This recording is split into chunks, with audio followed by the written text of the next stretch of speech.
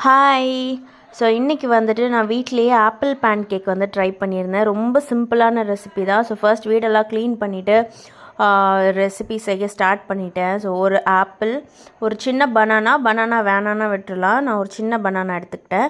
1 spoon of cocoa powder, கொஞ்சம் baking powder, 2 spoon வந்துட்டு brown sugar, 4 spoons of wheat flour, கொஞ்சம் vanilla essence, ஒரு pinch of salt, அப்புறம் கொஞ்சமாக மில்க் ஆட் பண்ணி இந்த மாதிரி தோசை மாவு கன்சிஸ்டன்சிக்கு நான் வந்து அரைச்சிக்கிட்டேன்.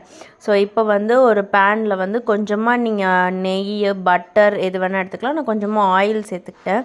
ஸோ இது வந்துட்டு க்ளோஸ் பண்ணி இது நல்லா ஒட்டாமல் வரத்துக்கு நம்ம ரெண்டு மெத்தட் தான். ஒன்று நான்ஸ்டிக் தவா யூஸ் பண்ணுங்கள், இன்னொன்று கொஞ்சமாக பேக்கிங் சோடாவும் ஆட் பண்ணிக்கோங்க. நான் பேக்கிங் பவுடர் மட்டும் தான் ஆட் பண்ணேன்.